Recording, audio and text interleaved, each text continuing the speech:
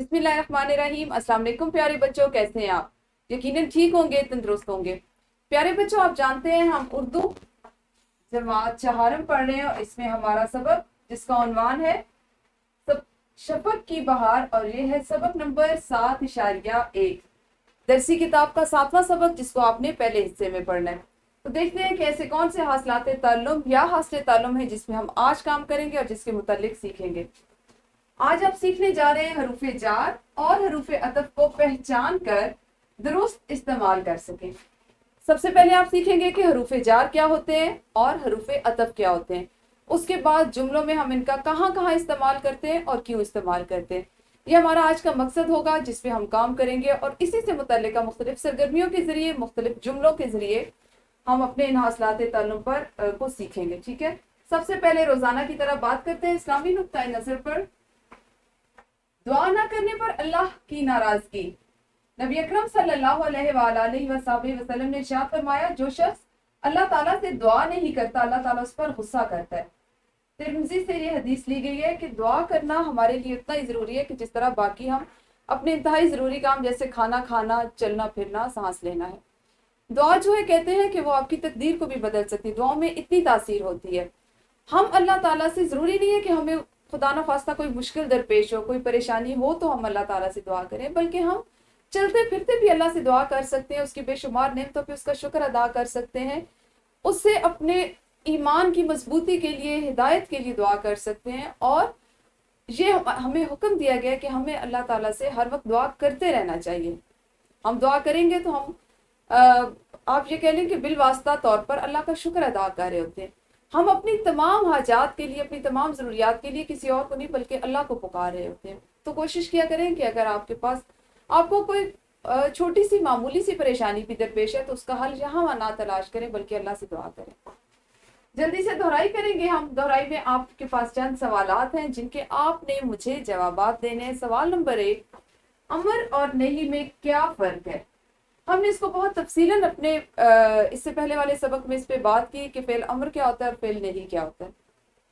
इसके साथ ही साथ फेल अमर और फेल नहीं की दो मिसालें आपने देनी है। ये और इसी तरह के मजीद वो सवालात जो आपकी मुअल्लिमा आपसे पूछेगी उनके जवाबात वीडियो को रोकते हुए दोहराई करने की ज़ैल में उनको दीजिए ताकि हम अपने सबक को अगले हिस्से में पढ़ सके, उसको जारी रख सके। तो वीडियो को रोकिए और दोहराई कीजिए। जी यकीनन दोहराई तो आप सबने कर ली होगी। देखते हैं कि हमारा आज काम क्या है। आपके पास एक जुमला लिखा हुआ है, कलम और किताब मेज पर रख दो। इसी जैसे एक और जुमला है, गुड़िया सोफे के नीचे है। ये जो दो जुमले हैं इनमें इस्म और फेल, इस्म कौन कौन से हैं? हो सकता है आपके इन जुमलों में एक से ज्यादा अस्मा हो और अफाल हो। तो आपने वीडियो को रोक के जल्दी से अपनी मुअल्लिमा को बताना है कि पहले जुमले में कौन कौन से अस्मा, इस्म या फेल है और दूसरे जुमले में कौन सा इस्म या अस्मा और फेल इस्तेमाल किए गए। तो वीडियो को रोक के जल्दी से छोटी सी सरगर्मी को कीजिए। जी यकीनन कबल अस पढ़ाई में आपने देख लिया कि आपने इस्म और फेल पे बात की। हमने आज क्या काम करना है? हमने आज हरूफ पर बात करनी है और हरूफ में भी हरूफ जार और हरूफ अतफ हमारा आज का खास मौजू होगा जिसकी आप पहचान करेंगे और उसके साथ ही साथ आप इनका इस्तेमाल भी सीखेंगे। हमारे सबक का मतन कुछ इस तरह से है। हरूफ जार वो हरूफ जो इस्म और फेल को आपस में मिलाते हैं, वो हरूफ जो इस्म और फेल को आपस में मिलाते हैं हरूफ जार कहलाते हैं। ठीक है, अगर हरूफ जार ना हो तो इस्म का फेल के साथ ताल्लुक वाज़े नहीं होता। पहली बात, इस्म को फेल के साथ मिलाने के लिए जो हरूफ इस्तेमाल होते हैं वो हरूफ जार कहलाते हैं। अगर हरूफ जार का हम इस्तेमाल ना करें तो कोई भी हमारा जुमला जो है उसमें इस्म का फेल के साथ ताल्लुक वाज़े ना हो और हमारा जुमला जो है वो नामुकम्मल होगा। ठीक है, मिसाल में हम देखते हैं, कलम और किताब मेज पर रख दो। अब आप देखें कि यहाँ पे आपके पास इस्म कौन से हैं और फेल कौन से हैं। यहाँ पे कलम, किताब, मेज, ये तो आपके पास अस्मा है, मुख्तलिफ चीजों के नाम है ना। रखना, रख दो, रखना, ये क्या है? ये फेल है। अब इनको कौन से लफ्ज ने जोड़ा? पर ने। कलम और किताब मेज पर रख दो, तो पर हमारे पास क्या है? हमारा हरफे जार है। ठीक है, आपने अभी इसको पढ़ा कि आप इस्म और फेल के साथ मिलाते तो पर हमारा हरफे जार है। इसी तरह अली घर में बैठा है, अली भी इसमें, घर भी इसमें, बैठना उसका फेल है और में से उसको आपने हरफ जार है जिसकी मदद से आपने इस्म और फेल को आपस में मिलाया है। ऐसा ही है ना? शाबाश। किताबें अलमारी में हैं, अलमारी में आप इसको मजीद आसान कर सकते हैं, रखी हैं। तो रखना, मौजूद होना किसी चीज का, ये उसका काम है, ये उसका फेल है। इसी तरह यहाँ पर भी में हमारे पास हरफ जार आ गया। बिल्ली और पलंग, ये दोनों क्या है? दो चीजों के नाम है, अस्मा है। और बैठना क्या है? बैठना उसका फेल हो गया। बिल्ली पलंग पर बैठी है। हरफ जार कौन सा आया? पर। शाबाश। बच्चे सर से पैर तक भीगे हुए हैं। अब बच्चे सर और पैर अस्मा हो गए और भीगे हुए, भीगना जो है वो उनका फेल हो गया और तक हमारे पास हरफे जार हो गया। तो यूं हमने देखा कि तमाम अस्मा को अफाल के साथ मिलाने के लिए, उनका रब्त कायम करने के लिए, उनको जोड़ने के लिए, उनके दरमियान में जो हरूफ इस्तेमाल होते हैं वो हरूफ क्या कहलाते हैं? जी, वो हरूफ जार कहलाते हैं। शाबाश। इसके साथ ही साथ आपने देखा हमने आज हरूफ जार के साथ हरूफ अतफ के बारे में भी सीखना है। अब हम बात कर लेते हैं हरूफ अतफ की। दो इसमों या दो जुमलों को, यानी दो अस्मा हो या दो जुमले हो, उनको आपस में मिलाने के लिए जो हरूफ इस्तेमाल होते हैं वो हरूफ अतफ कहलाते हैं। दो इसमों या दो जुमलों को आपस में मिलाने के लिए इनके दरमियान में जो हम हरूफ इस्तेमाल करते हैं उनको हरूफ अतफ कहा जाता है। जैसे अहमद और अली दोनों ही शरारती हैं। दो इस्मा बताया ना, दो इसमों या दो जुमलों को। अहमद और अली दो नाम है और इसमें हमने कौन सा इसम इस्तेमाल किया? कौन सा हर्फ अतफ इस्तेमाल हुआ? और। क्योंकि अहमद भी इसमें और अली भी इसमें। माँ शबो रोज औलाद की फिक्र में गुजारती है। माँ शबो रोज औलाद की फिक्र में गुजारती है।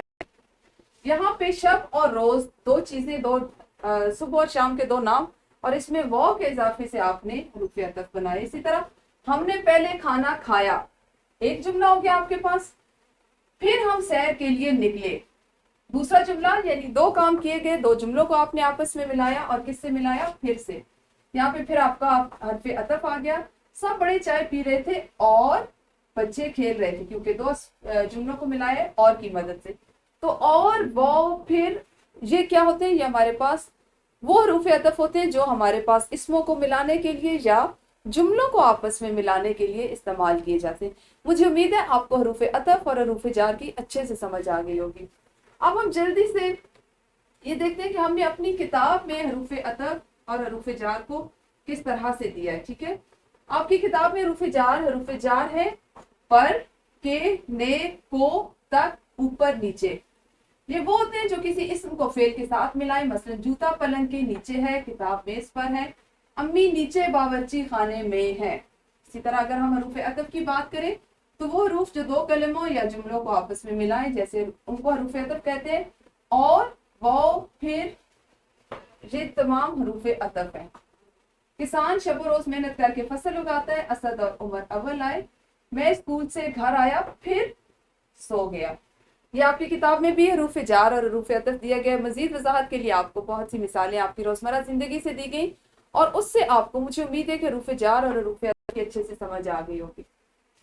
इन दोनों हरूफ को समझने के बाद अब हम करेंगे एक इनफरादी सरगर्मी। आपकी इनफरादी सरगर्मी कुछ इस तरह से है कि आपने हरूफ जार और हरूफ अतफ को इस्तेमाल करते हुए एक एक जुमला जल्दी से लिखना है। एक जुमला वो लिखें जिसमें हरूफ जार इस्तेमाल हुआ, एक जुमला वो लिखें जिसमें हरफ अतफ इस्तेमाल हुआ, लेकिन आपको इन दोनों को इस्तेमाल करने का तरीका और फर्क आना चाहिए। कि अगर आपकी मुअल्लिमा आपसे पूछे कि आपने कौन सा हरफ अतफ इस्तेमाल किया, किसके दरमियान में इस्तेमाल किया, तो आप उसका अच्छा सा जवाब दे सकें, आपको उसके बारे में इल्म हो। तो वीडियो को रोकिए और सरगर्मी कीजिए। जी यकीनन इनफरादी सरगर्मी आपकी मुकम्मल हो गई होगी। हम करेंगे एक गिरोही सरगर्मी। 5-5 के ग्रोहों में आपने तकसीम होकर ये काम करना है। ग्रोह का हर फर्द बारी बारी एक जुमला बोले, बाकी अफराद बताएं किस जुमले में कौन सा हरफ अतफ या हरफ जार इस्तेमाल हुआ है। और साथ ही साथ बाकी ग्रोह ये भी बताएगा कि आया दो इस अस्मा के दरमियान में इस्तेमाल हुआ है, इसम और जुमले के दरमियान में इस्तेमाल हुआ है, दो जुमलों को आपस में मिलाया गया, दो कलमों को आपस में मिलाया गया। ان تمام باتوں کو مد نظر رکھتے ہوئے آپ نے جملہ غور سے سننا ہے، اور جملہ بولنے والا جو ساتھی ہے، جو آپ کا کلاس فیلو ہم جماعت ہے، وہ بھی انہی باتوں کو مد نظر رکھتے ہوئے اپنا جملے کا انتخاب کرے اور اس سرگرمی کو کروائے۔